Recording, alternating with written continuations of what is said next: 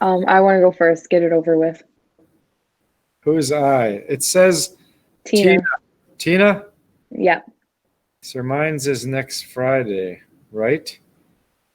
Yes, Marina.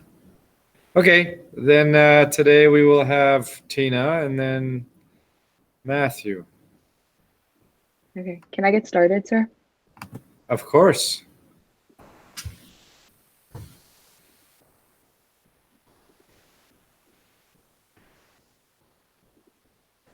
Okay.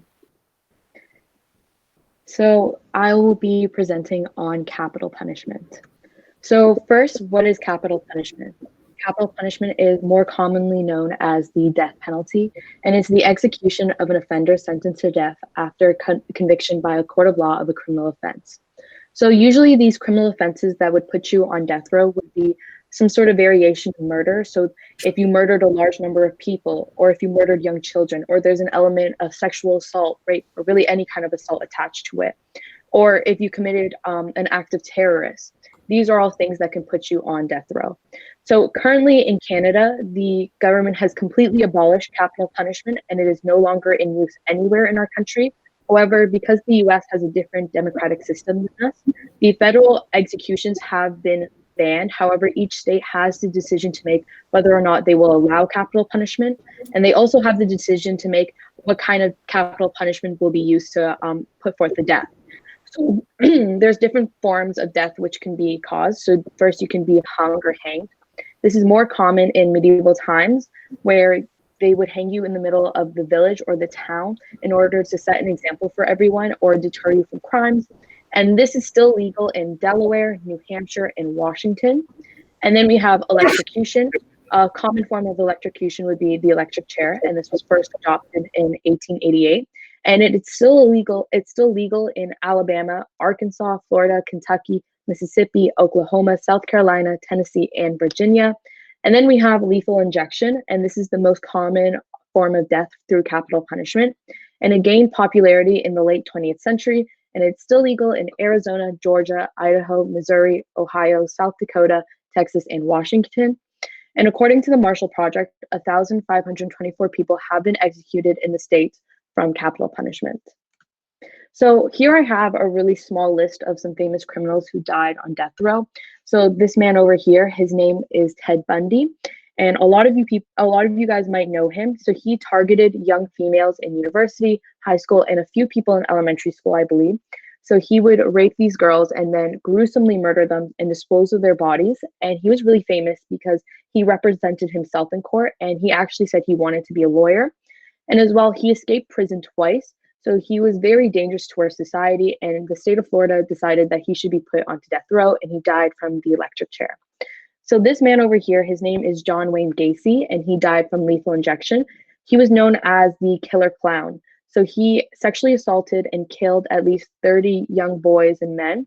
So he would dress up as Patches the Clown or Pogo the Clown, and then he would go to children's birthday parties, children's hospitals, or even charity events, and he would abduct boys there, sexually assault them, and then rape them.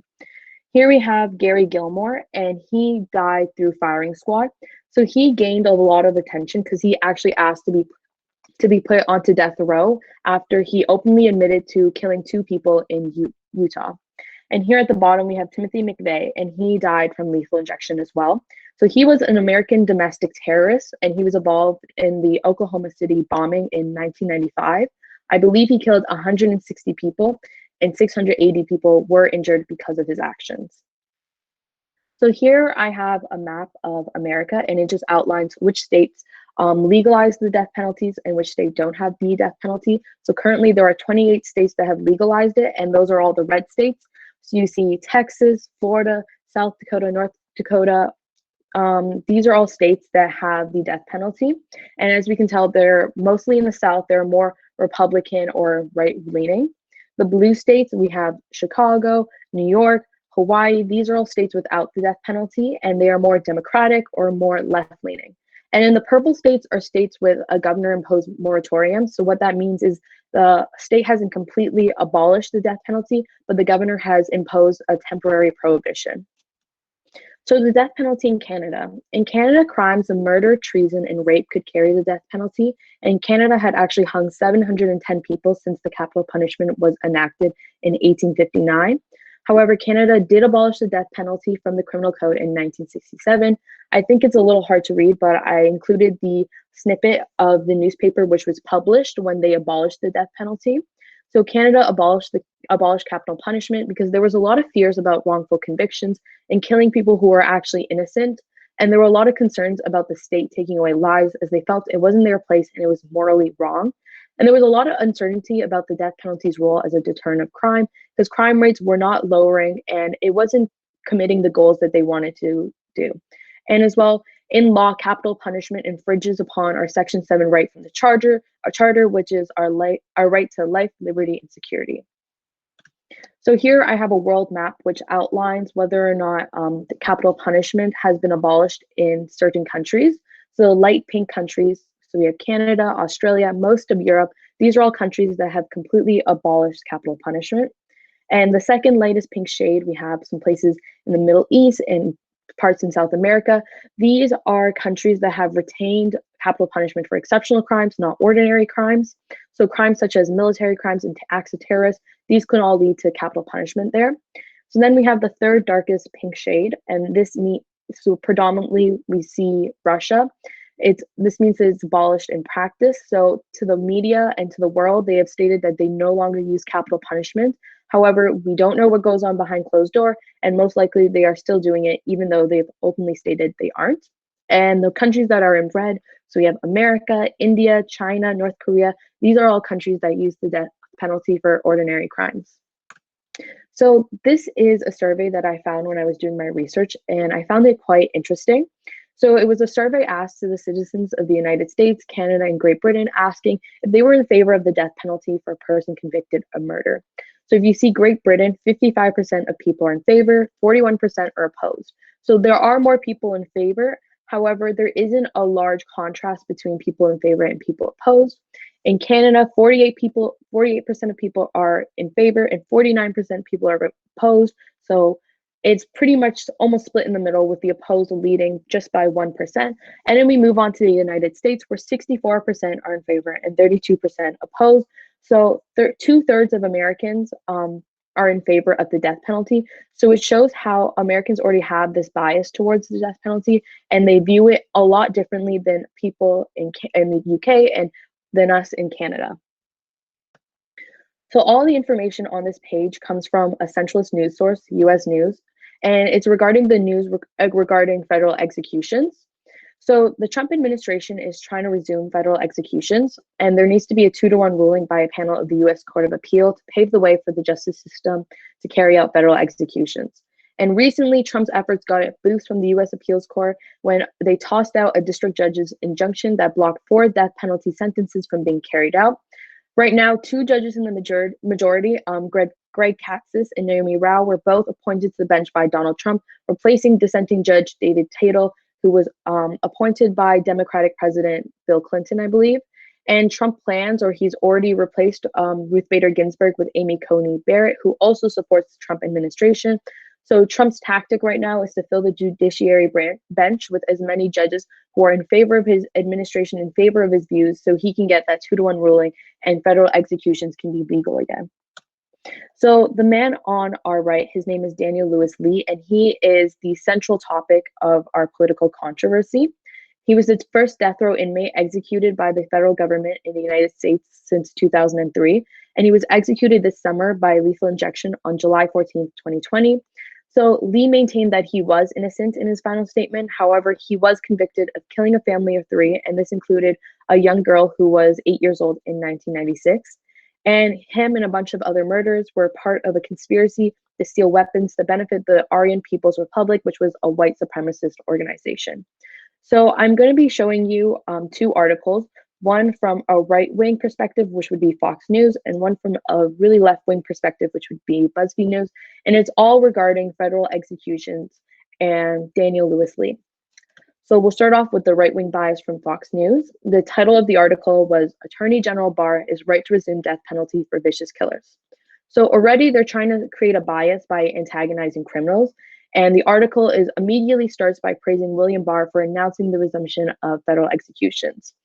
So the article basically talks about how Americans do need the death penalties because criminals such as Daniel Lewis Lee are so dangerous to our society, and imprisoning them is not enough.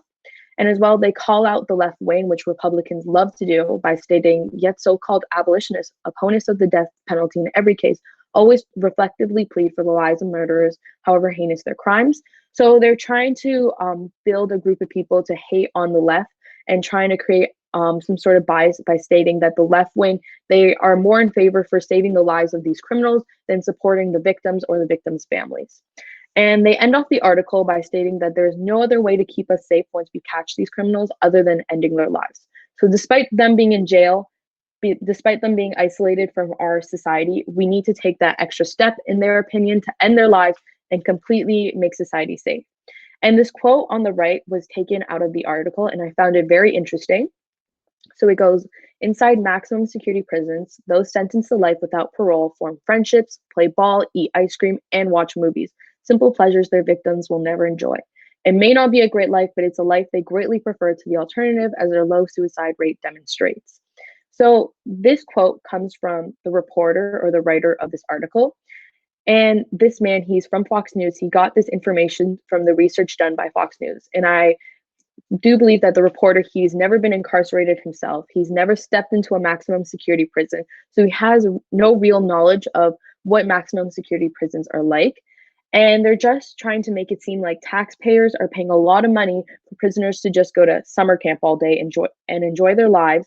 And again, they're trying to make it seem that prisoners are actually living a better life than we are. So they do deserve to die, or else they're not facing real consequences for their actions. So next, we're going to move on to the left-wing bias, and this is from BuzzFeed News. So the title of the article is "The Trump Administration Carried Out the First Federal Execution in 17 Years." I think we all know that BuzzFeed News, they do not support Trump and they do not like Trump whatsoever. So the left-wing article is heavily advertising the amount of people who were trying to prevent the execution of Lee. So they were constantly mentioning how Lee's team of lawyers, his families, a few lobbyist groups, and a lot of district judges were trying to prevent the execution of Lee, or at least delay it. And they stated that several legal bodies had made judicial decisions to support the delay of Lee's execution. However, they were overturned by higher up judges, basically alluding to judges that were more in favor of Trump's administration using their power to overturn the decision and to have Lee executed. And I found it interesting that the article also mentioned the COVID-19 pandemic and how ignorant the Trump administration was of the whole situation, as Lee used that as one of his arguments, trying to delay the trial, or at least trying to delay the execution because of the pandemic. But the Trump administration and the judges, they did not care. And it just shows how the Trump administration has a lack of priorities, because they're focusing so much on trying to kill this one man when hundreds of thousands of their own innocent citizens are dying from a virus. So the quote I found on the right from the article, I also found interesting. It states, "I didn't do it. I've made a lot of mistakes in my life, but I'm not a murderer." And this was said by Daniel Lewis Lee, and it was his final statement, standing by how he was innocent. So it's interesting how the BuzzFeed News article, it was trying to promote that maybe Daniel Lewis Lee, despite his actions being so evil, maybe he was innocent. Maybe we should give him a second chance. While Fox News was just pitting him up as society's bottom and how he just deserves to die. So now I'm just going to share my final thoughts and opinions on the death penalty. And I just want to start off by saying that the National Academy of Sciences determined that 4% of people on death row are likely to be innocent. And this is one of the main reasons why I personally do not support the death penalty. If someone is in jail for the rest of their life, they still have the opportunity to work with projects such as the Innocence Project and try to make their case and free themselves finally. But if you're dead, there's no going back. You can't change that decision or bring someone back from the dead. As well, I feel when we are deciding who lives and who dies, it's almost as if the government or judges are trying to play God, and that's not our decision to make. We should not have the power of God to decide who lives and who dies. So these are some of the reasons why I don't agree with the death penalty. And finally, high maximum security prisons, they are made for a reason, and people are sent there for a reason. And this is to outcast people from our society. Their freedoms are being taken away. Their rights are being taken away. their whole lives are just going to be those four walls. So we will never have to interact with them, never have to see them again in our society. So why is it necessary for right wing or Republicans to believe that they need to take that extra step and kill them? And I also want to state something that I found a little bit confusing when I was doing my research, is how the right wing is so for the death penalty, but they're also pro-life, and they're always advocating for how all lives matter. And if you think about those two statements, they're technically opposing each other, because how could you say you stand for all lives? How can you say that all lives matter? And I know a lot of Republicans are religious, and in like Catholic religion, Christian religion, you're supposed to learn how to forgive. So how come they can forgive certain people and try to save certain people's lives, but they don't feel any remorse or forgiveness for those criminals, and they just want them to die, to finally be executed out of our society? And on the right here, I have a letter that was signed by President Donald J. Trump in the 70s. And this is when the crime rate in New York was really high. And it was basically him promoting the death penalty to be brought back. And in the article, I don't know if you guys can read it, it basically alludes to him supporting adolescents and children to be put onto death row. So thank you so much for listening to my presentation. All right, awesome. Well, to answer the question about the seemingly oxymoronic idea that the far right, especially religious people, are pro-life, so anti-abortion, yet they are pro-death penalty. Well, it's not as confusing as it seems, because if you look at, for instance, the Catholics, the Catechism of the Catholic Church, I'm sure you remember that from maybe grade 10 or 9 or I don't know, 11. Religion justifies the death penalty only if the person is a threat, right? So it's not a black and white issue in that regard. The other idea, when we talk about the non-Catholic Protestants even, and that's what the majority of the Americans are, being pro-life but also pro-death penalty, is the idea that, there's a difference between, putting a criminal to death versus, an unborn child or a potential of life. There's an innocence factor when we discuss that. So it's not that black and white, and seemingly confusing, but does that make sense to you? But sir, how could someone be a threat if they're in jail and they can't leave and they're constantly being watched? They're not threatening our society anymore. They're locked away forever. I'm not disagreeing with you. I'm just trying to explain their justification for it, right? Yeah, but isn't it expensive to keep people someone in kill jail? people in jail, though. Alive? Let me pull up the actual wording of the Catechism of the Catholic Church. But is it worth it if there's a potential that you will kill an innocent person, even if it's just 4%? So evidently last year, the Catholic Church has actually changed their stance on it, which is interesting. I haven't taught religion in a while, so basically in 2018, the Catechism of the Catholic Church revised their statement, and now it says, in the light of the gospel, the death penalty is an attack on the inviolability and dignity of the person, and now the Catholic Church advocates for capital punishment to be abolished. So I guess moving on from the Catholic perspective, the Protestant perspective is very different. It's more of the idea that abortion is wrong because you're eliminating the potential for life and a soul, but a murderer is knows what they were doing, etc., etc. Here's the problem with the death penalty, if I'm going to give you an angled idea. Obvious one is the innocence factor, right? The whatever study you gave us, 4% percent are probably innocent. But you also have to look at the different countries and the crimes that people are charged with and death penalty. So, often we just focus on it being a punishment for murderers, right? So, an eye for an eye or Old Testament style punishment. But there are many countries in that map you showed us that also use the death penalty for things like treason, obviously, but even, other things like drugs, cannabis, Political dissidents. sure. And on paper or behind the scenes, like the one middle orange color was, it differs in every single country, right? In China, they do public executions. To me, in 2020, that's pretty.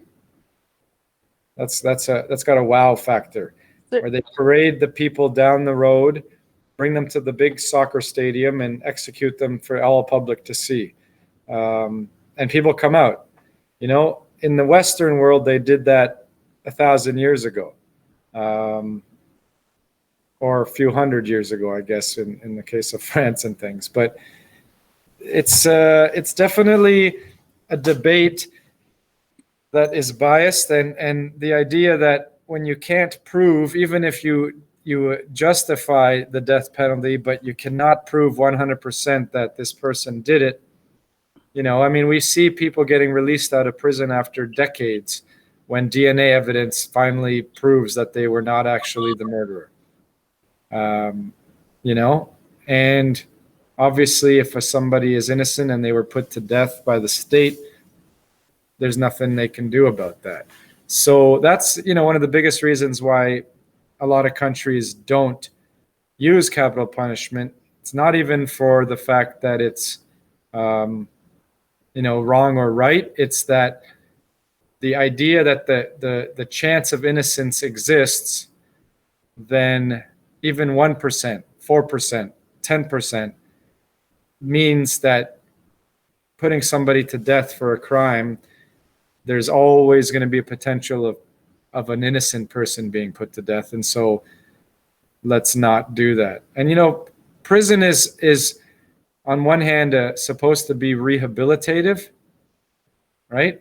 It's supposed to educate, but different prisons around the world are very different. In America, prison is for profit, whereas in Canada, it is not. Yeah, rehabilitative, meaning, education, teach this person to be able to go back in the system. But that's why in Canada, a life sentence is only 25 years.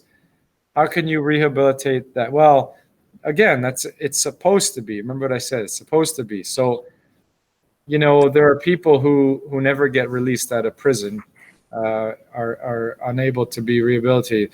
The unfortunate thing with the child molestation type thing is that these people do get released, and yes, they do have to register, and you can actually look on a map and see who in your neighborhood is a registered sex offender. Yeah, it's accessible to every single person. I don't know if you want to do that, but you can. Right? And so, prison systems are very different in the world. In some Scandinavian countries, they're free to go and come as they please. It's very much based on education. In America, like I said, it's a for-profit organization. So the more people that go to prison, the more money these companies get, and that just adds to the whole capitalist idea. So none of this is a black and white issue. Sir, I don't know about America, but I know in Iran, if you get on death row and you kill the person, if the family forgives you, you get off the death row. Interesting. But there was this news recently. There was this fight, bodybuilder or something. He was a athlete, and then he said something politically against the government, and then they accused him that in the protests he killed someone, and then they just killed him before even any trial, like in a month that they weren't supposed to kill anybody. Well, people. I mean, North Korea is notorious for executing political dissidents. China, not so much. Well, they hide what they can, but in China, people go missing. Political dissidents go missing. I think there are only like families 4 go missing. countries that still have public execution, like Iran, North Korea, Somalia. Right. And so it tends to be the further right that does it. In Canada, the Don Jail down when you go south on the DUP is now a hospital. The last execution, I believe, was there in 1967. Now it's a hospital, and you can still go there. But we have very different cultures. Remember, we talked about political cultures, and the Americans, part of their culture seems to be, crime and punishment. Anyway, I don't think there's, just like every topic that's sensitive like this, a right and a wrong answer. There's just your personal viewpoints, right? Okay. Anyone else have anything to say? Okay. Well, Matthew, are you going to present your presentation presently? Sure. I was trying to find this sex offender map, but I couldn't. Be careful what you guys Google. Registry? I don't know.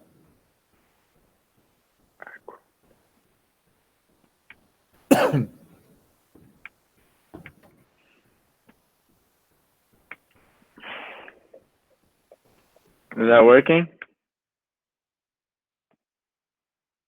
Can you hear me? Yeah, it works. Gun control. Yeah, it works. Okay. And you can hear me? Yep. Okay. So gun control. What is gun control? Gun control is a set of laws or policies that regulate the sales, possession, and use of guns by civilians. Does Canada have gun control? Yes, Canada does have some gun control, as there are many steps that go into buying a licensed firearm in Canada. What do you have to do to get a gun in Canada? In Canada, there are 3 classifications of guns: restricted, non-restricted, and prohibited. Restricted guns and non-restricted guns are what you could obtain with a license. Prohibited guns are never legal. In order to obtain a license, you must take a firearms safety course and then pass a test under the Firearms Act. They also have to prove their mental health and show their employment and marital status. So the article I chose was back in April after the mass shooting in Nova Scotia. Justin Trudeau banned assault-style weapons. So in April 18th, 2020, Nova Scotia was hit with the worst mass shooting in Canadian history, where 22 innocent people were killed by a man with an AR-15. 2 weeks after this attack, Justin Trudeau banned assault-style weapons in Canada. A quote from Justin Trudeau says, "These weapons were designed for one purpose and one person only: to kill the largest amount of people in the shortest amount of time. There's no use and no place for such weapons in Canada." So, is this article biased? The article I read, I thought, was more reason and fact-based than bias, because the writer didn't share their opinion and shares both views on the angle. It shares both the pro-guns and the anti-guns sides of the story. What is my opinion on guns? Gun control, or what can Canada do to improve? Gun control advocates in Canada are pushing for stricter handgun licensing and for better border protection, making sure illegal guns aren't coming from America. What are your opinions on gun laws in Canada? Does anyone have any comments on their opinions of gun laws in Canada?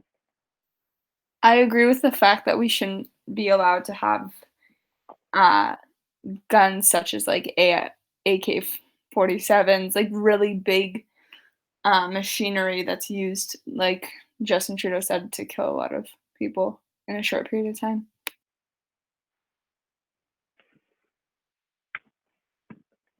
All right. And then sources. So that's my presentation. It's quite short. Thanks. Well, yeah, I mean, it's an ongoing debate. You know, the Americans have the written into the Constitution there, but we talked about it before with protecting themselves as the militia, as the you know, individuals against the British, which and historically that is not an issue anymore, but it's become a cultural thing for 250 years. Canada is very different. We haven't had that history, but we also have a large history of hunting, and you need a gun, arguably, to hunt, which is not, you know, not a black and white statement again, because there are other ways of hunting, right? Trapping or bow and arrow if you need a projectile. But the issue with the AR-15 is a very long one, because the AR-15 itself is the one that's been all over the news over the last year or so, and it looks like you know, a machine gun, but it's not a machine gun. It shoots single rounds, right? But you know, it's very scary, and people, and it can be used. Obviously, it has been used for, unfortunately, incidences where a lot of people have been shot and killed. But the advocates will always say, you know, it's a hunting weapon. You know, the Soviets, when we watched that movie, The Death of Stalin, they were notorious for going hunting with machine guns, right? It requires no skill, just spray bullets into the forest and you probably kill some animals. It's, you know, very, very strange debate, but that's kind of overkill. Well, yeah, I mean, did you not watch that movie? The whole thing was a little overkill, and it was pretty, you know, true to how people lived in there during that time, right? On many aspects. Excuse me. It's been a long day. I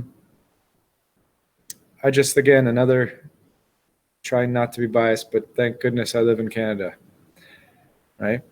Because I remember, and I've probably told this story before, going in Florida and going to a place called Buck's Gun Rack Shop and just asking, so how does it work? And he's like, well, if you're 18, you can buy any long gun you want and walk out of the store. If you want a short gun, there's just a 2-day waiting period. No background check, no safety courses, nothing. So You know? why is buying a gun easier than buying alcohol? Like they say, if you like drink alcohol, you may drunk drive and then you may kill someone. But then buying a gun, you know, Well, yeah, the I mean, probability is way higher. and not to mention, you know, in the strict laws we have in Canada, where you have to separate ammunition, or you can't have ammunition and you can have guns in the basement in a locked box with 2 keys. None of those laws really exist in the United States. People walk around with exposed firearms on their belts. You remember that woman? What was the one you guys are all obsessed with? Whatever her name was. Kaylin Bennett. Yeah, that's right. Did you watch any of her stuff?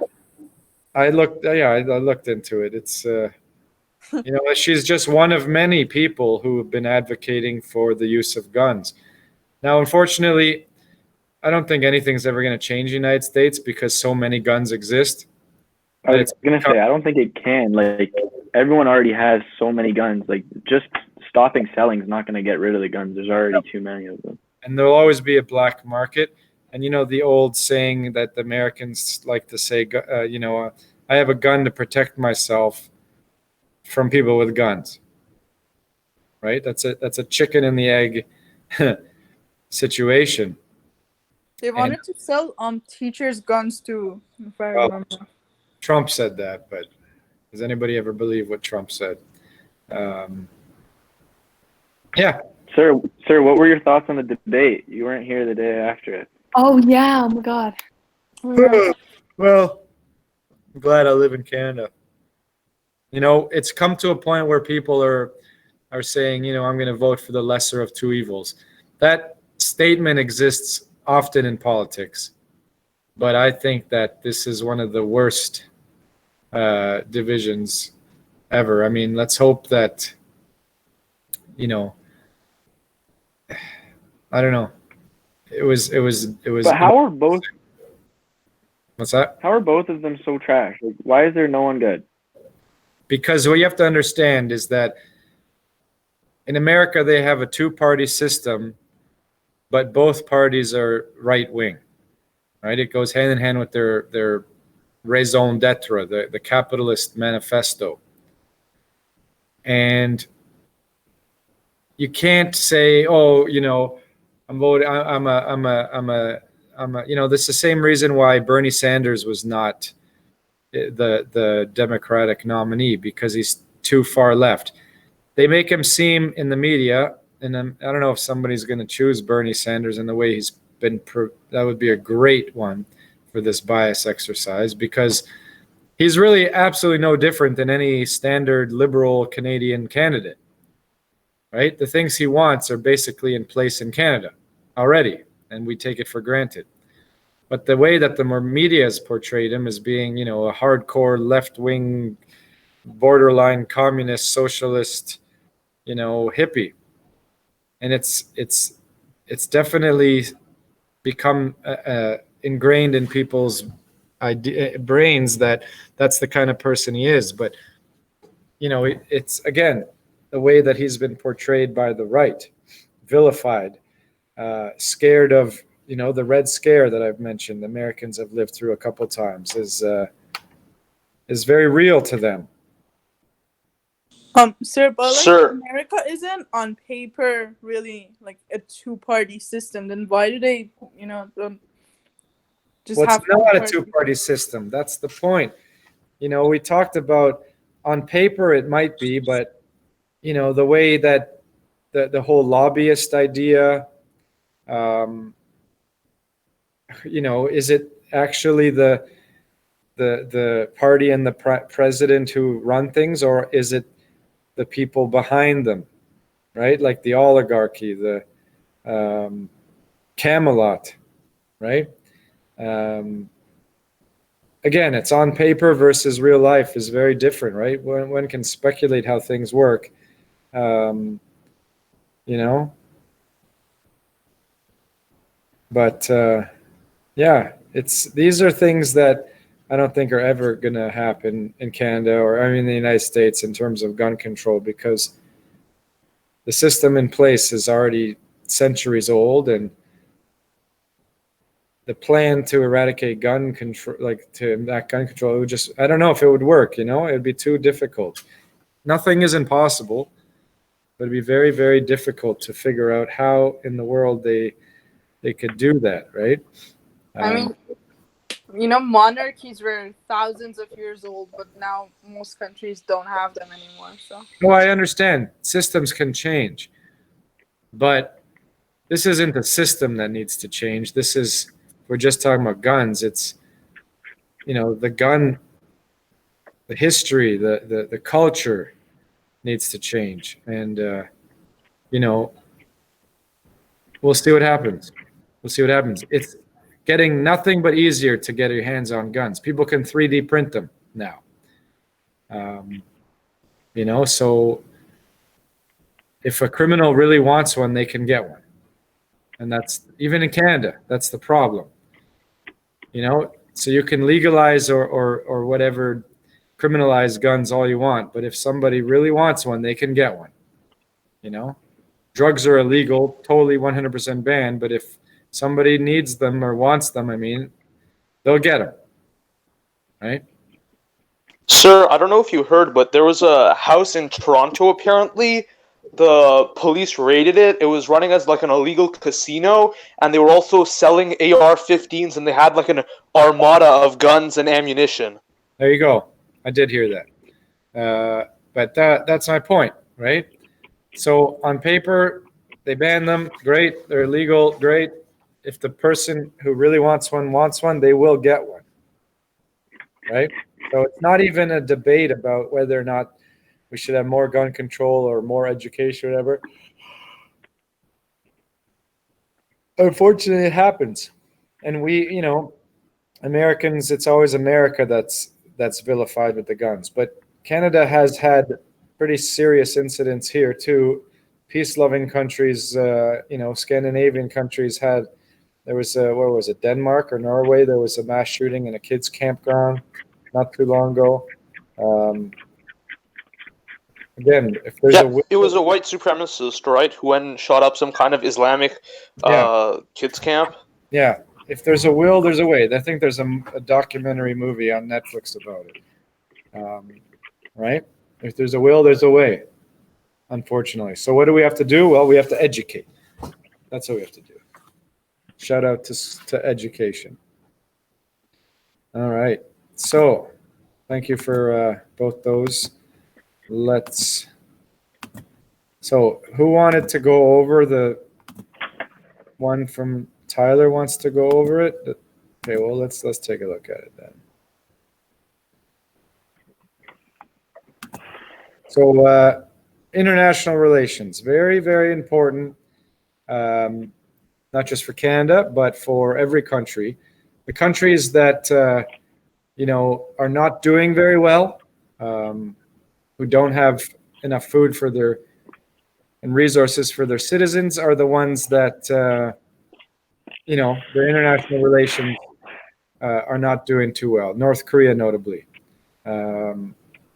Right? The countries that are able to be diplomatic with each other, trade with each other, be at peace with each other, are the ones that are doing better in terms of, the everyday life for their individual and their citizens. So, what is foreign policy? Do you want me to go over this, or did you guys already take care of it? Is there maybe we just have questions about some things that came up here?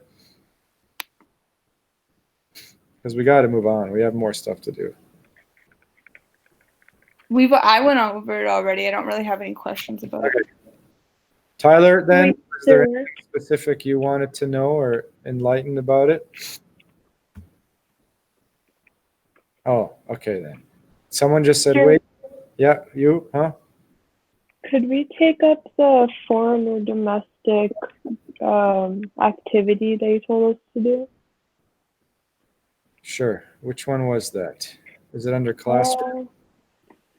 No.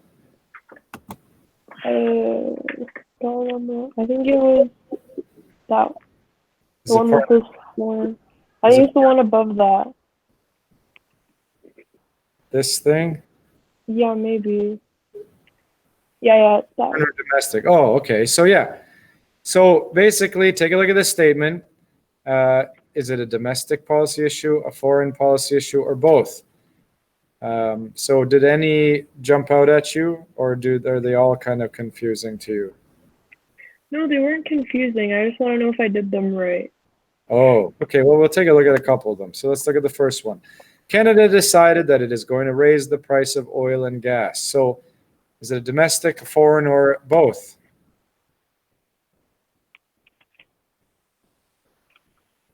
Isn't that domestic? I mean, Okay. it could definitely be both, right? We rely on gas. We do make, the oil fields in Alberta do produce gas, but we also, gas is and oil, is an internationally traded commodity. It's very, very, very important. It's tied to the dollar. Canada raises the price of oil when the rest of the world, when the oil itself is raised, right? That's why every day gas changes in price. When the pandemic first hit, I think I saw the cheapest I saw was something like low 60s cents per liter. Now it's 100 and something, 1, 2, 3 cents per liter. And why do you think it got so cheap?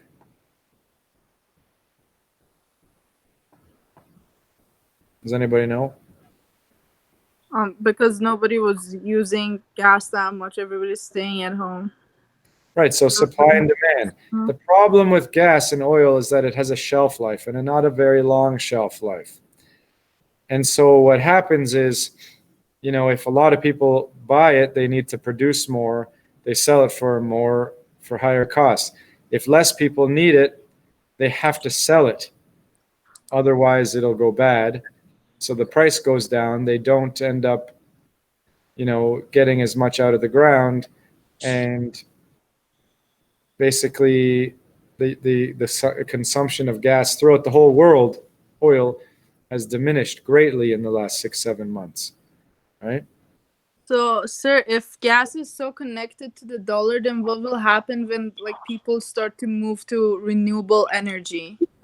Well, we are starting to move to renewable energy, and that's a good question, because if the system is so closely tied to oil, how can we get away from it? Well, this is one of the reasons why, even though the electric car has been in existence for over 100+ years, that we only really saw it come onto the market popularity in the last couple of years. First with hybrids last decade, and now with fully electric vehicles like the Tesla and basically every other company. The technology is very old. In fact, some of the first ever mass-produced cars were electric. But, there are documentaries out there, like one called Who Killed the Electric Car, that argue that the electric car and the technology, for renewable energy was, destroyed by the oil industry. Is it a conspiracy? Is it fact? That's for you to decide. But there are legitimate documentaries, and I don't even mean conspiracy theory documentaries, like search for Who Killed the Electric Car. It's a legitimate, well-researched, But that being said, as the price of technology becomes cheaper, and it's easier and easier to make electric panels or hydrogen fuel cells or batteries that last a lot longer than they ever have before, more and more people are going to invest in these things, and that's going to force the government to invest in them. And as that happens slowly, the dollar will be less tied to the oil, and the industry changes. Just like you said, Dina. Once upon a time, there were monarchies, and the whole system changed. Right? It's true. It's a good analogy, because things do change, but they change slowly. But they do change, and it's cliched, but you guys are the next generation. Greta Thunberg is basically your age. She's a voice for the future in terms of the environment. There are people talking about saving the environment. It was a big issue when people were asked what the biggest issues were last election in Canada. But unfortunately, pandemic hits. All of a sudden, we see one of the good parts was, especially at the beginning, when we saw pictures of, dolphins swimming in places that never had them before, or they came back, or wildlife thriving, or the consumption of oil going down. But on the other hand, I can't go anywhere without seeing a mask on the road, or disposed of garbage-wise. So there's pluses and negatives, but it will change. I guarantee it. Every car company now has some type of electric vehicle. It's getting cheaper and cheaper and cheaper to buy one. But the oil industry is very strong, right? Yeah. Okay, let's take a look at one more of these. Canada shipped food to an African country suffering through famine. Federal government also gave money to the country to buy equipment to help local farmers. Canadian government added the condition that in order to receive the money, the country must buy the equipment from Canadian companies. Foreign, domestic, both. That's a great example of something that's both, because, helping another country, giving them money, but that money isn't really being given to them because they're required to buy equipment back home in Canada, which means that the companies in Canada will greatly benefit, and the people in Africa will benefit too. Right? And so the idea is to always make sure everybody's happy in foreign policy. Right? Very, very important. Let's take a look at what I posted today. So, Canadian foreign policy specifically. Canada, was always a small country in terms of population. We really made a name for ourselves, as you guys remember in grade 10 history, during and after the First World War, notably for our bravery and efficiency, etc. But, we have also the lucky geographical area that we live right next to one of the most powerful countries in the world. We've never really had to deal with war on our soil. If we do, we always talk about and joke that America will protect us, et cetera, et cetera. So we're lucky to be where we are geographically and politically next to whoever we are. So we'll take a look at that. There's some case studies. There's a document, one of the documents I posted is case studies. You can read them after. So these are some agencies that deal with international, foreign diplomacy. Of course, we have the military, which is forces, national defense. We have official foreign affairs and international trade committees, basically regulating how Canada buys and sells goods with other countries. I'm sure you've all heard of NAFTA. The money gets redistributed. Yes, Tyler, that was going back to the thing I said before, right?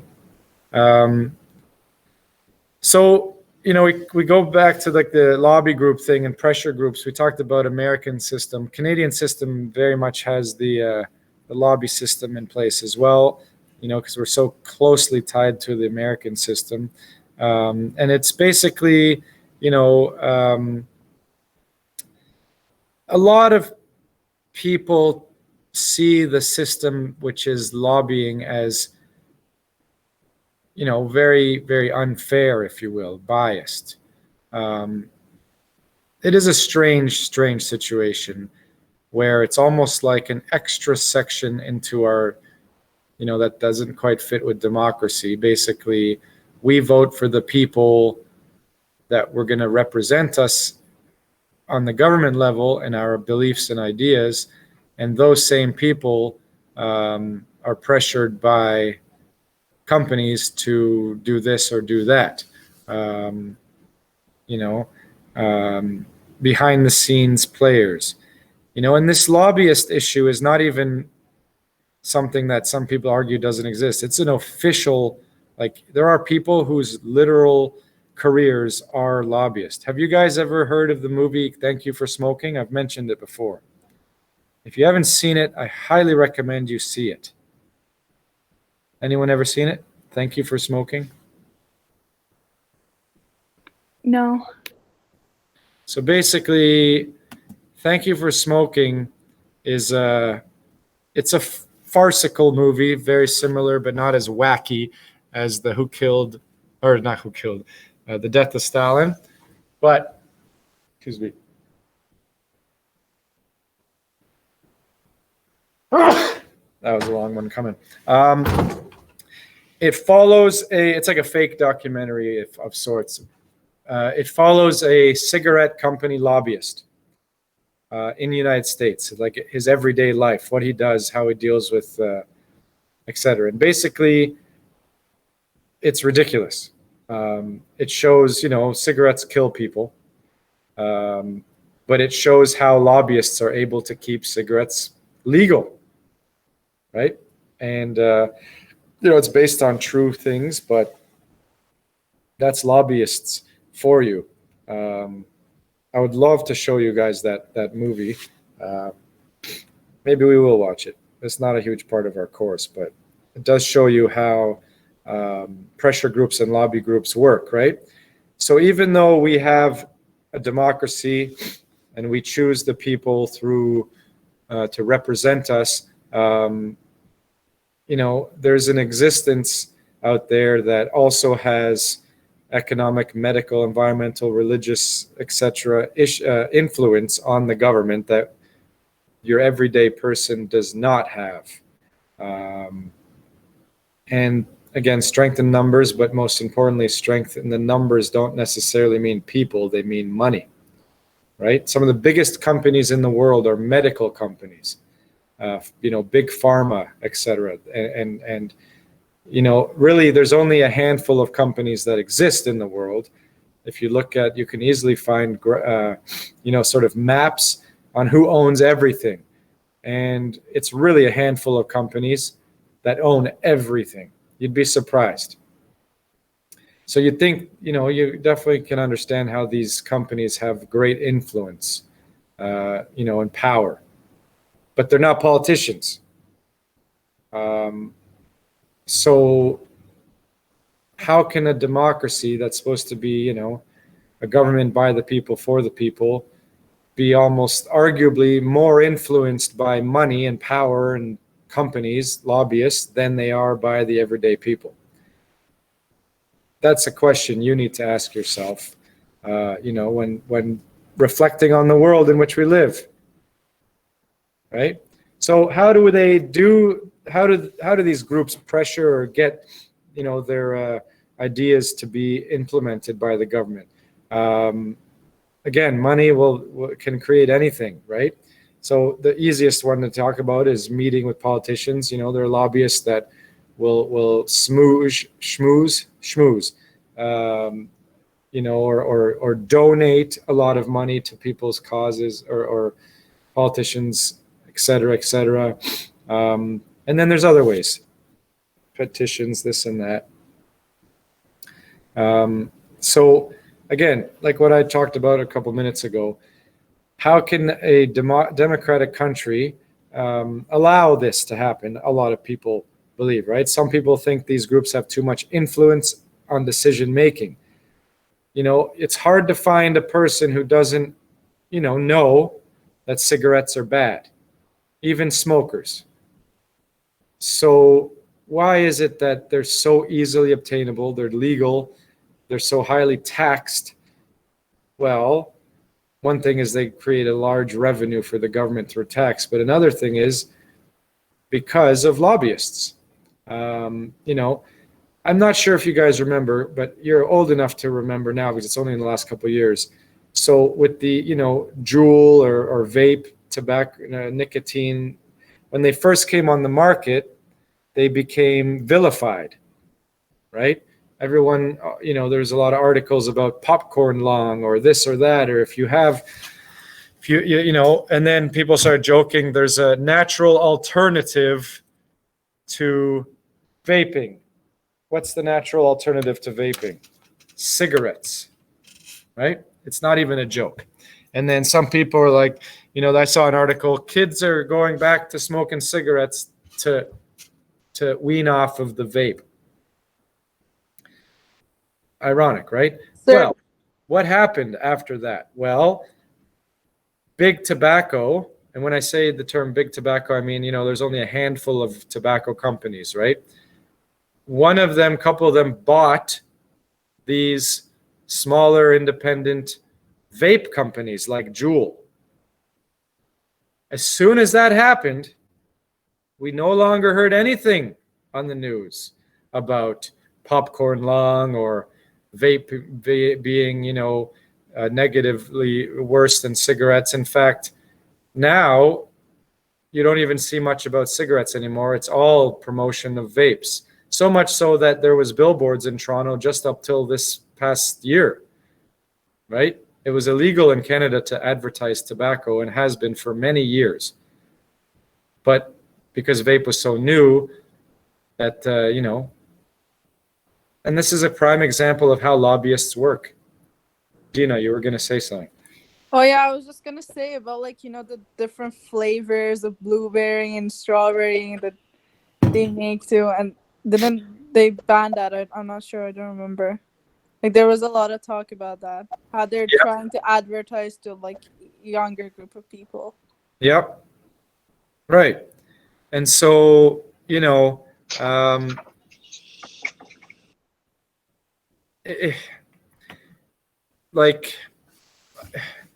there's lobbyists on both sides.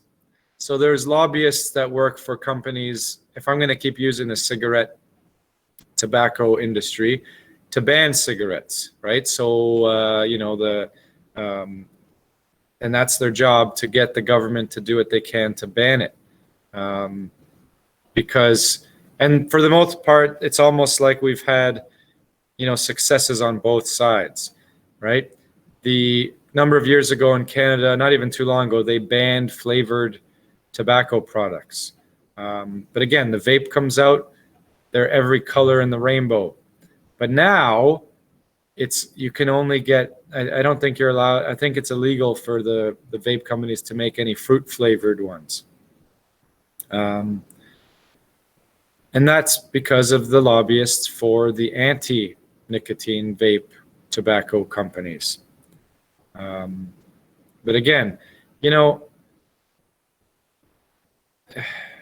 bribing, does it happen? There's a potential for bribing when we talk about lobbyism. Often it's disguised as donations, and if it's disguised as donation and on paper, then it's not a bribe. Or is it? Right? Again, for you to decide. But anyway, moving on. What influences foreign policy? Why do certain countries, have closer relations than others? Well, if you know history, especially in the last 20th century, basically all the socialist or communist countries have been allies, and all the democratic countries have been allies. And that's one of the, it comes down to ideology that we learned about.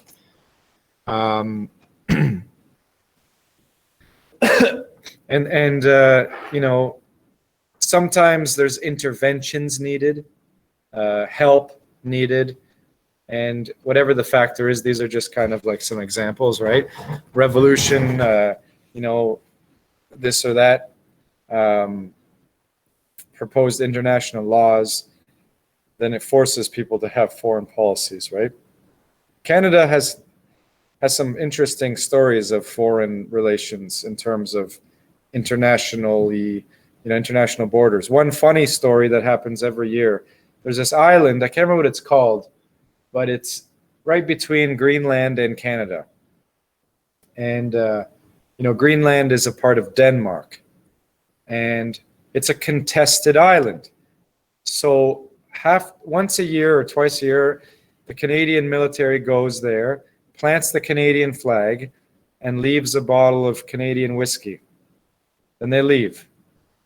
And then during the next part of the year, a crew of Danish military or navy come and plant the Danish flag and leave a bottle of whatever drink they have. And because we're friendly with each other, it's a joke and it's an ongoing, fun thing. But it's still contested. Who owns this one little piece of land? Right? So good thing we have, fun relations with these countries. What other things influence foreign policy? Actions of other countries. We all know the United States, they like to interfere, or I shouldn't use the word interfere, that's a biased word. How do you be diplomatic? if something bad is happening according to them in another country, America will intervene, arguably for different reasons, right? Of course, history between countries, very, very influential. Geography, we're right next to the States, so it's best that we're friends with them, et cetera, et cetera. Any questions so far? I've been talking nonstop. Is anybody even listening to me? No, we're Yeah, listening. we're listening. Okay. Yes, sir, we're listening. All right. Yeah, so, diplomacy is an interesting thing, right? Diplomacy is a job. Again, when we go back to the careers in diplomat, one of my good friends' dad has been a diplomat for Canada for many years. So this person grew up in China for a part of their life. They're Anglo-Saxon background, whatever you want to call it, Caucasian, white, European. But they grew up in China. Then they moved to Saudi Arabia. Then they moved to Mexico. Then when they were 18, they moved back to Canada. They'd never lived in Canada, even though they're Canadian citizen. And that's because the father was a diplomat. If you ever go traveling, most countries have, a part of Canadian soil, right? An embassy, or if it's a part of the United Kingdom, Britain, the Commonwealth, then they don't have embassies, they have high commissions. So if you ever need help, that's technically Canadian soil, right? And that's all part of the diplomatic public foreign relations history that we have, right? The United Nations is created to keep the peace, as we all know. Not doing very well, but now the United Nations is in the media or conspiracy theories for other reasons, trying to create a new world order, some people believe. And again, you can believe whatever you want as long as you do your research. That's important. So let's take a look at this 5-minute video here.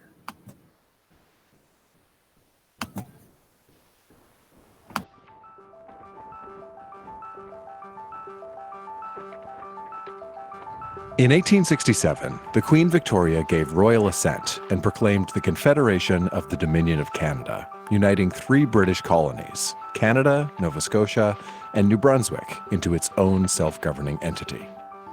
Canada's chief concern with the outside world in its early years was survival. It had already been part of a long history of conflicts between the United States and the British Empire. It needed to strike a delicate balance with Britain, slowly achieving more sovereignty while maintaining ties that were sufficiently robust to stop America from getting any expansionist ideas. In 1914, Canada, as a dominion of the British Empire, had little say over its own foreign policy. When Britain declared war against Germany that August, Canada was automatically at war too. It could, however, decide just how much effort it would put into the fight. It was Canada's outsized contribution to victory in the Great War that birthed a prideful sense of nationhood and earned the young country a greater say in international affairs. Prime Minister Robert Borden demanded that Canada send its own delegates to the post-war Paris Peace Conference of 1919. "Canada is a nation that is not a nation," he wrote in a letter to his wife. "It is about time to alter it." The 1931 Statute of Westminster gave Canada full legislative independence. So when the Second World War broke out, Canada was no longer obliged to fight with Britain. William Lyon Mackenzie King said Parliament, Canada's Parliament, would decide when the country went to war. It waited a week before declaring war against Germany on September 10, 1939. Canada finished the Second World War with one of the largest navies in the world, emerging among the victors with its reputation and global clout at an unprecedented high. What followed is often described as the golden age of Canada on the world stage. With a population less than half of what it is today, Canada had a larger military in the 1950s than it does in 2017. It was fourth among NATO members in per capita military spending. And by 1962, it garrisoned some 14,000 soldiers in Germany to help stare down a belligerent Soviet Union. Canada was a valued and important member of the Western Alliance. It was also a bridge within the Commonwealth between Europe and its new closest ally, the United States.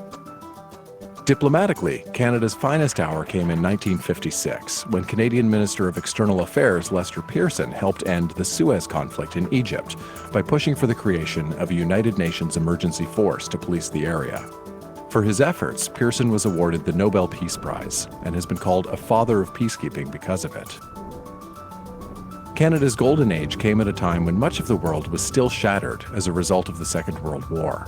Half of Europe was effectively occupied by the Soviet Union, and millions of Chinese were starving to death because of Mao's Great Leap Forward.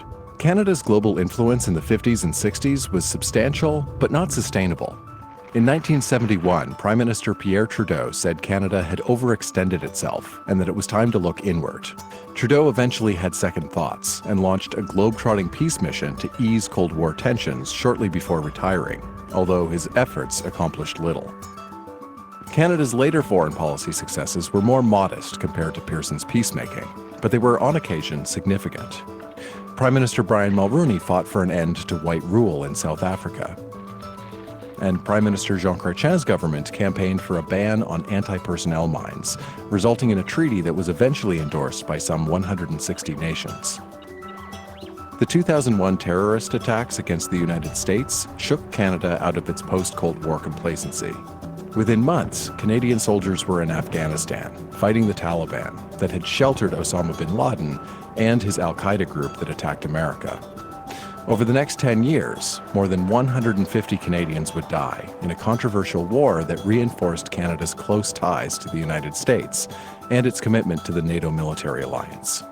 Canada sat out of the 2003 American-led invasion of Iraq, but joined combat there a decade later, dropping bombs on the so-called Islamic State jihadist group from 2014 until early 2016, when it ceased airstrikes in exchange for training and assisting local forces. Canadian foreign policy under Prime Minister Stephen Harper from 2006 to 2015 involved a sharp change in rhetoric. Harper was particularly full-throated in his support for Israel. And his foreign minister, John Baird, said Canada would not be a referee in the world, which was an implied dig at the so-called honest broker role of past Liberal governments. Canada continued fighting in Afghanistan. It pursued free trade, and its most important relationships remained with the United States and NATO member states. More recently, Prime Minister Justin Trudeau has tried to recapture some of Canada's golden age luster, proclaiming a commitment to multilateralism, bridge-building engagement, and peacekeeping. His vocal embrace of pluralism and international cooperation has brought Canada new notoriety in the world. However, with no new peacekeepers yet deployed and relations with Iran, Israel, and Russia unchanged, the next chapter in Canadian foreign policy looks to be one of continuity rather than revolution.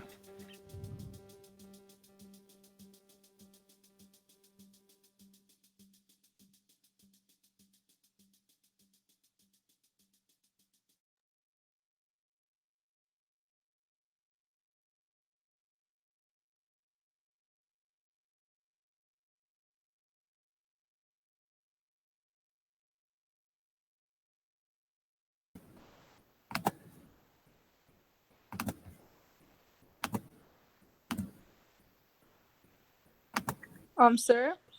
Yeah.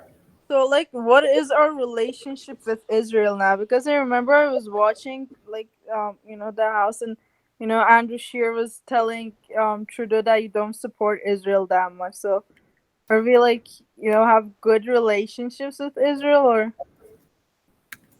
Well, yeah, I mean, yeah, we're allies. We're allies, but Canada seems to be allies with as many people as possible, right? That's why that John Baird quote, they chose to include that in that video about Canada will not be the referee of the world, right? Because Canada has a history of almost being the referee of the world. And, some people don't necessarily agree with that. So someone asked something about midterm report cards. Honestly, every single teacher is like, I have no idea what's going on with marks, what's going on with this, what's going on with that. Again, this is all new to me, just like it's new to you guys. So I just have to sit tight. I will resubmit or give back assignments soon. Some people, I heard even rumors, but it's obviously just rumors. You know, just like we heard last year, like, is there going to be a exam? No, yes. We don't even know what's going on, honestly. So there's rumors for this, rumors for that, but yeah, I don't know. Okay, so in this one that I showed you here before, one of these pages had case studies right here in foreign policy. Well, there's a document right here, Canada, Cuba, Canada, Sudan, basically just some case studies, basically just some outlines of their relationships between Canada and these countries and how they've dealt with things. So let's just, before I tell you to guys do your asynchronous work or whatever, let's just take a look at things like this. So very important. What are the goals of Canadian foreign policy? Why do we need to have a foreign policy, right?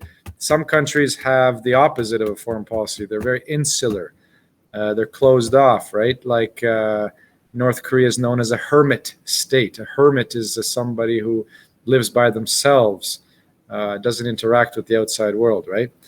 So why is it that Canada and other countries are very much, you know, they go help, they involve themselves. We have foreign policy, this and that. Well, one of the reasons is, you know, trade, economic growth, right? We you know,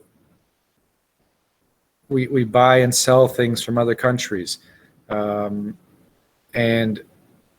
that's how the economy works, right? Of course, the environment is not something that's individual to countries. We live in a very small world, and we're, you know, bordered off by imaginary lines. So, you know, and animals, you know, fly freely between these imaginary lines.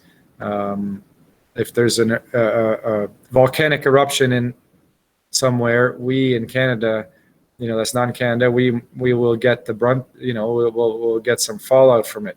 I don't know if you noticed a couple weeks ago in the morning, the sky there was no clouds, but the sun was a little weird and hazy, and that was directly from the fires in the west side, you know, Western America, coming all the way over here. When the Japanese Fukushima plant, you know, the tsunami hit, there was raised, you know,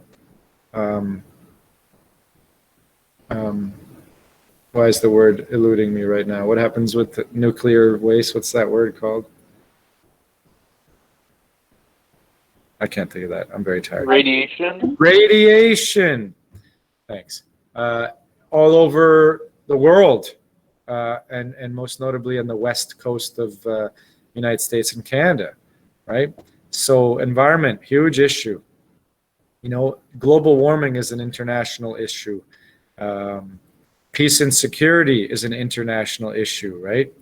You know, in the video we just watched, Canadian sovereignty was a very important issue. Even though Canada became an independent country in 1867, we really weren't fully independent until you know, 31, whatever, when we were able to make our own decisions in terms of foreign policy and other policies and other aspects, right? Human rights, very big Canadian thing. You know, we talked about a few aspects of human rights in this class already with your news articles or even just parts of the class that I presented. The death penalty is a human rights issue, many people argue. You know, abortion, euthanasia, and Canada has very distinct laws, either promoting or not promoting, I mean, on these issues, right? We have legal euthanasia, we have legal abortion, we have no death penalty, and these are all parts of human rights and social justice. Now, when Canada sees human rights issues on the other side of the world or in other countries, what do we do? Does anybody know?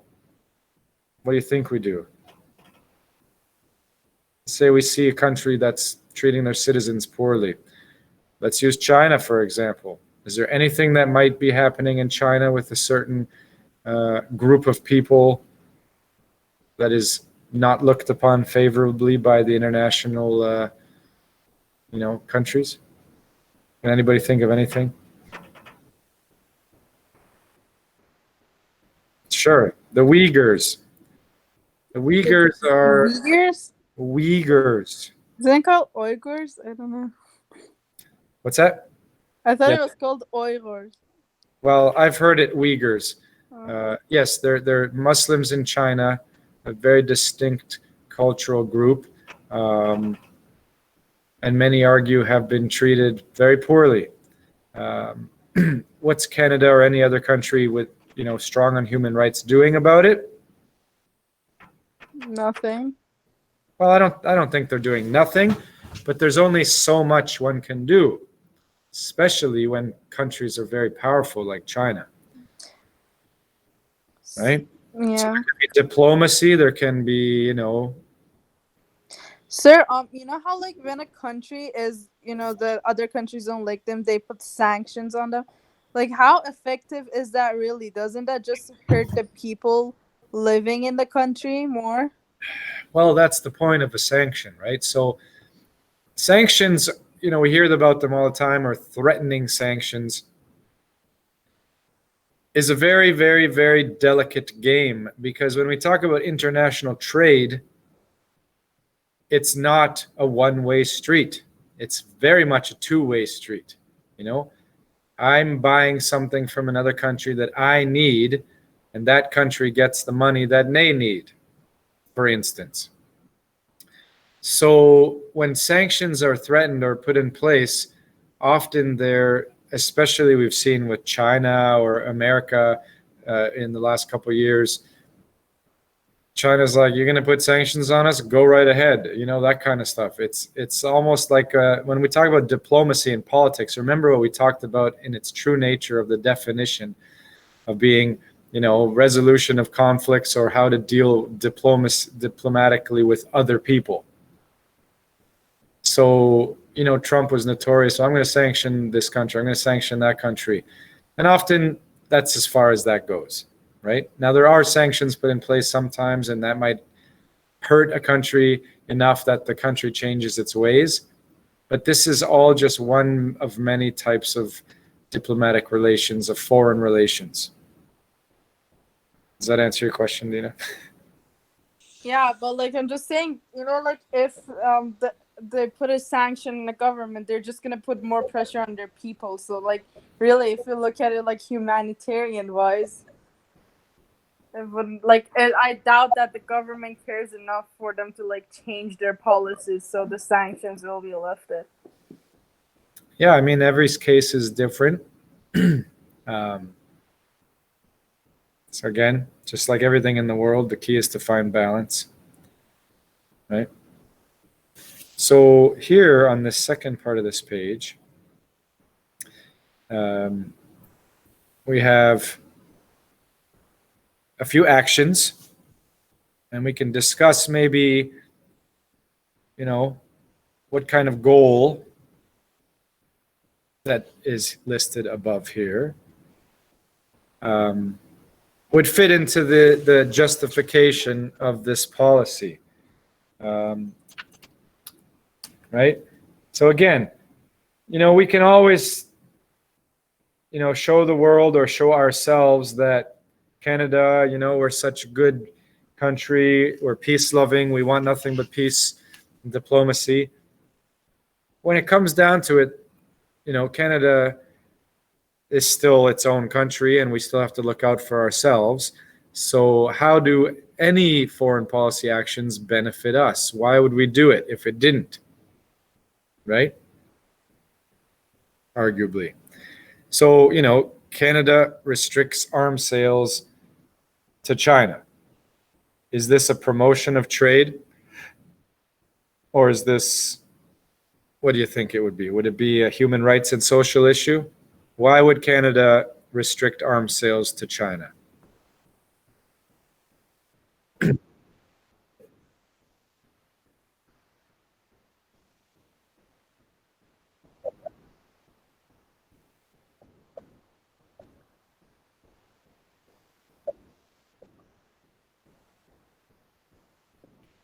Yeah,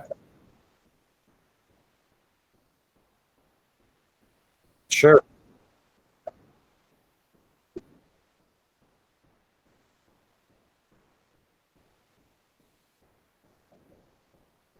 Yeah, right. So nothing is ever black and white, right? We could argue, I mean, we don't get much detail with this question, but we could argue that it could be a peace and security issue or a human rights issue or both, or just showing that if we do it, then it's because we want to show off to another country like America, etc. What about the second one? Canada publicly criticizes sweatshop labor practices, but is slow to implement a federal labeling plan. These are not even hypothetical issues, these actions. These are legit. H&M, notorious for, and we all found this out in the mainstream media a number of years ago when a factory in Bangladesh collapsed. Joe Fresh labels, H&M labels, all thrown into, all amongst the rubble of the destroyed building. The whole industry of fast clothing, is relatively new in our history. Today, your pants rip, you throw them out, you buy a new one. That's not the way it used to be. People would sew their pants, or, your shoes, the sole breaks on your shoes, you get them fixed. Now, everything is so cheap that it's not even worth it to fix anything. You just get it new. Why is it so cheap? Well, because of places like Sweatshop. I don't know if you guys were in grade 9 or if it was like right before you guys. Remember when they switched over to a new company for your uniforms? Were you guys? Yes, you remember. Do you know why they switched over to a new company? A company, mind you, that had been used for years and years and years. Wasn't it because they realized that the people who were making the clothes were the same age as us or something like that? Yeah, something like that, right? So it turned out that the company A was not using Canadian labor. And if a government, has the chance to use Canadian factories, then all the better. But there was some kind of investigation, and allegedly there was, less than favorable conditions or what have you in terms of the people creating or sewing the uniform. I think it was never really proven, but nothing ever is. And basically, to distance themselves, the board decided not to use the old company anymore, right? Now, going back to the action here, slow to implement a federal labeling plan. Well, why would Canada, criticize a sweatshop in Bangladesh, but then still allow for these companies to sell their clothes in Canada and not label this shirt was made by a 14-year-old?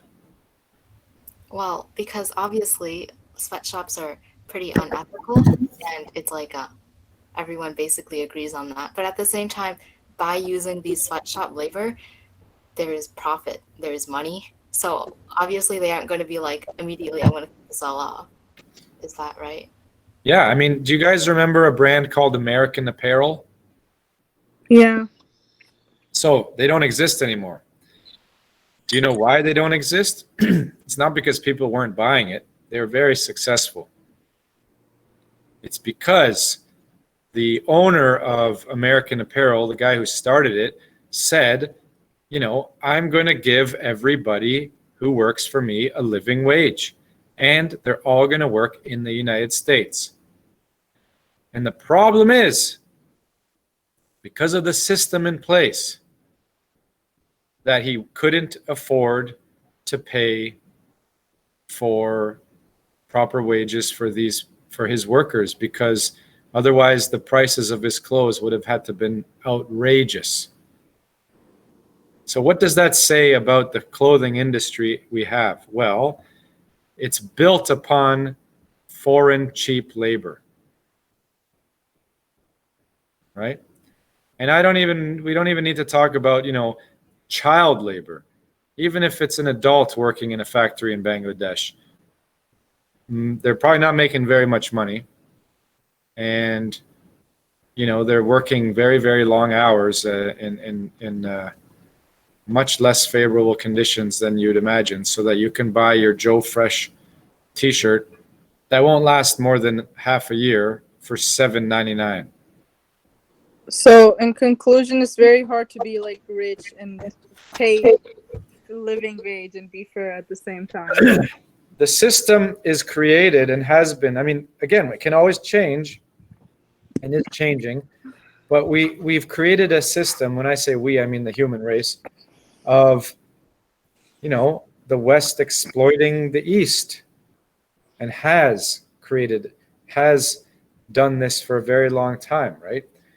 Only in recent history has China used all that to their advantage. And what do I mean by that? Well, you know, it's inexpensive to buy things from China. And the Chinese government now uses that idea to sell to the West all the, you know what I mean? So, but for a long time, China was not, you know, benefiting as much as it is now from the cheap labor and cheap products that are created. Yeah. I don't, yeah. Boom. Okay. That's, anyone else have anything to say? Let's see if there's any fun ones in here anymore. You don't have to write a half-page summary. I'm just talking about these things. So again, point of what we're talking about: Canadian foreign relations, international foreign relations, diplomacy, lobbying. It's very important that everybody is happy. Canada tends to go outward, but doesn't lose the fact that Canada also should not lose out. And it's a hard game, but it's an important one. If you want, we're not going to watch it now, you can watch Chrystia Freeland's speech on Canadian foreign policy. It's 36 minutes long. For those of you that don't know who she is, she's our Deputy Prime Minister. But again, more people know about Americans than they do about Canada. Any questions? Wait, sir. So, for the assignment, what are we supposed to do? The assignment as document. And basically, we just went over it. So, you know what? Maybe you should do it just because I don't have enough stuff to mark stuff for. So basically, you know, the most important part of this is the bottom. If that makes sense. Does that make sense? The part in the top doesn't really mean much in terms of, it's just to help you influence your answer. Cool? Does it need to be half page? It needs to be as long as you need it to be.